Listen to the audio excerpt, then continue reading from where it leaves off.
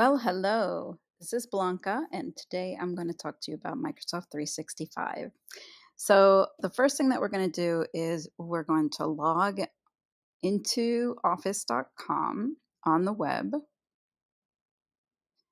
and I'll just wait for you for a moment to make sure that you're logged in on the web. So, there's two ways to log into your Office account. The first one is whenever you're logging into your Microsoft Windows device, you'll be asked to put in a username and password, and that should get you into your uh, all of your Office apps, okay, on your desktop. And the other way is simply to open up the Edge browser, go to office.com, and this is where you'll find your web apps. Okay, so I'm talking about Microsoft 365 right now, which refers to the cloud Office applications. When you are logged in, you'll find that you're on a Microsoft 365 dashboard, and you'll have a left side navigation bar, which will include home, a way to create documents and files.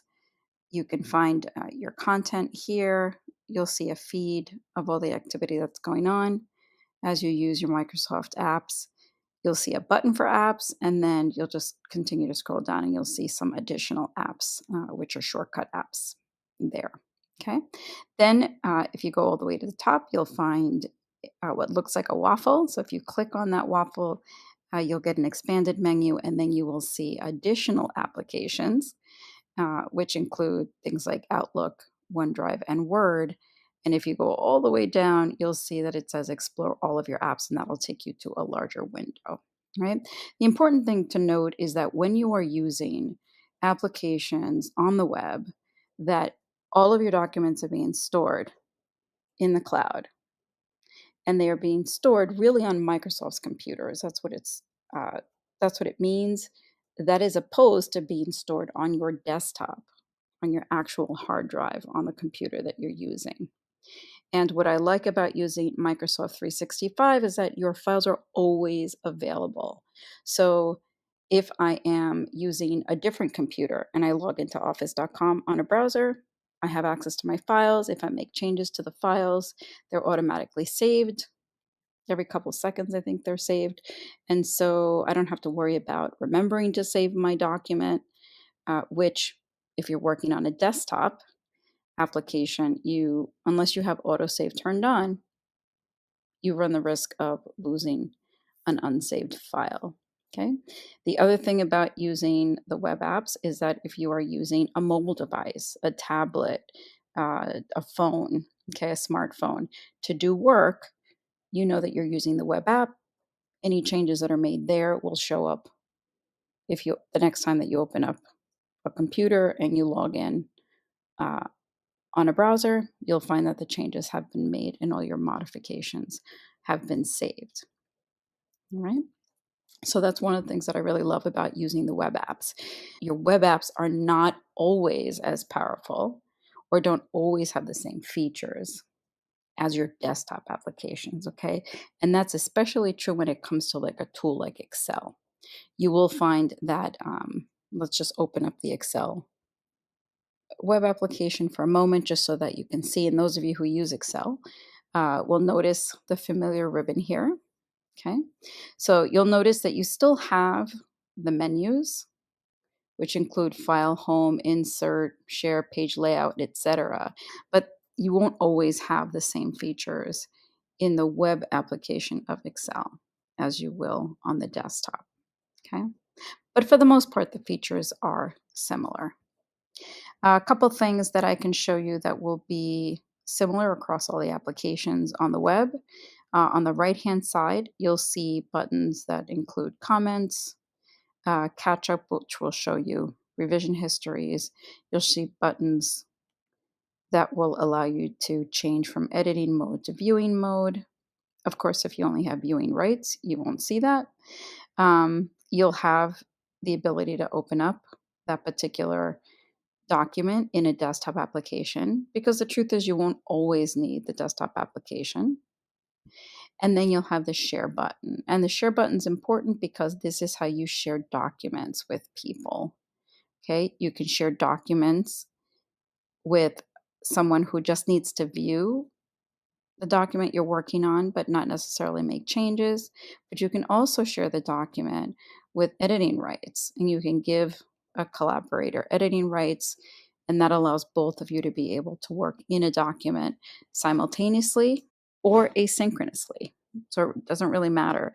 As long as you give somebody editing rights, they have the ability to make changes. You also have the ability at some future date to take those rights away. Okay, so that's always a good choice. So at this point, I'm able to share this expense report with somebody else. I can type in the name of a colleague, and as you start typing either the email address or the first name or the last name, their name should pop up in the drop down, okay? Or you can search your company directory, but it usually pops up easily. So I'll select their name and whoever else needs access to the document. And then here on the right hand side, I can decide whether I want to allow this person to view the document or if I want to allow that person to edit the document as well. Okay, so I want to be intentional about picking what I want them to be able to do. I can always come back to this document and take away the rights to edit. I can also add a message. And if I send this, they'll receive an email and receive a link to the document.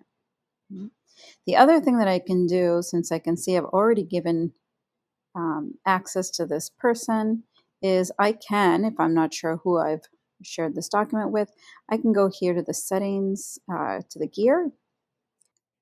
The settings gear, I can now see who has access. So I see that I've got 3 people with access to this document, and I have 2 links that I'm sharing. However, let's just look at the rest of the settings. So if I wanted to share this document with anyone and it didn't require a sign-in, so this might be, maybe I have a presentation slide and I'm sharing analytics with the world, or maybe it's in some kind of an advertising campaign or a newsletter that I don't mind sharing with the world. I can always select anyone. So I'm sharing this document with anyone with a link. And then down here at the bottom, I can decide whether I want anyone in the world with the link to make edits, which I would never do, or if I will allow anyone to be able to view this. Now, the nice thing here is I can also set an expiration date. So let's say that I only wanted people to have access to this document for the rest of the week. I could certainly pick a date. Okay. And at that point, anyone with the link who clicked on it would not be able to view anything. And I can also set a password. Okay, so if I wanted to, set some additional precautions, I could set a password and then share the password via some other method for people to be able to view this document. Because remember, I'm sharing it with anybody who has the link. In addition to that, I can block the download. So the good thing about blocking the download is for those of you that are dealing especially with sensitive files, files that you don't want people to be able to download, change, and then add to some kind of group chat and get everybody confused about which is the latest one, you can block people from downloading this. So let's say that I share an expense report with a colleague and I don't want them to be able to go home, access it, and then download it onto their personal computer. I simply need numbers input. And I want to restrict that to, only having that document in my folder. I can block the ability for them to download this file. Okay, so that's just an additional precaution that you can put in place, especially with sensitive files. Now, if I just wanted to share the document with people in my organization, then I could select this area here.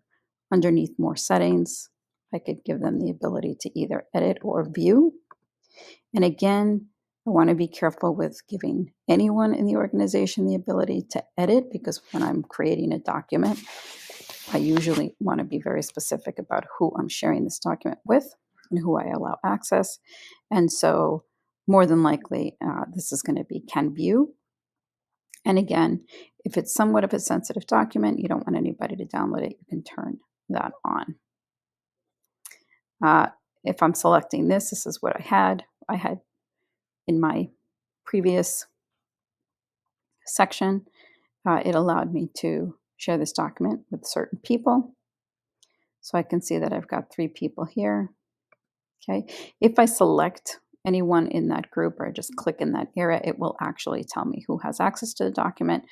And here I can see that one person has access to edit and one person has access to view. I can also share this with groups.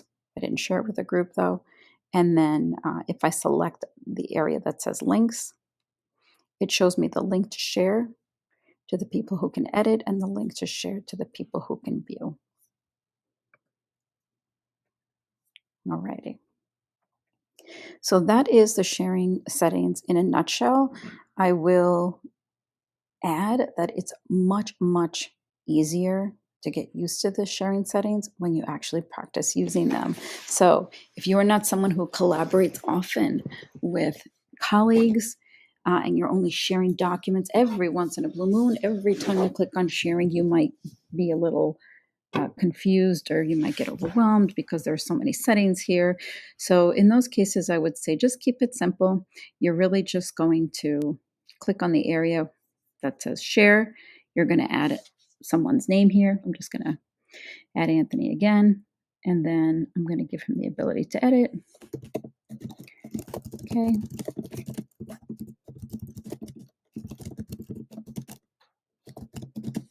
Okay, and then I can go ahead and send this link in an email. Conversely, I can also just copy the link. Okay, if I copy the link to the clipboard at this point, I can go and provide the link to him in a separate area. But most of the time, what you'll probably do is just send the link in an email. There are other sharing settings, as you'll see when you click on the drop down. You can copy the link. Okay, I'm just going to say allow. And then at that point, it's going to copy the link, and then you can always share the link in a Teams chat. But at that point, only the people who have access to that link are going to be able to get to it.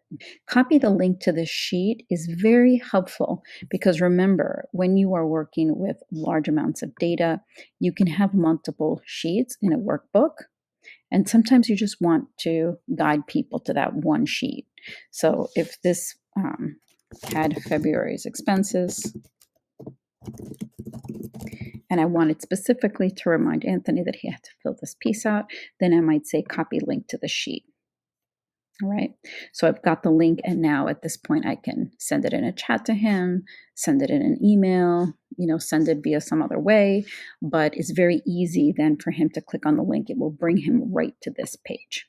You won't have to fiddle around with which sheet is she talking about. Okay, and finally, you can co-edit in Teams, and this is especially helpful if you are creating a Teams meeting and you want everyone in that meeting to be able to add information to the Excel document.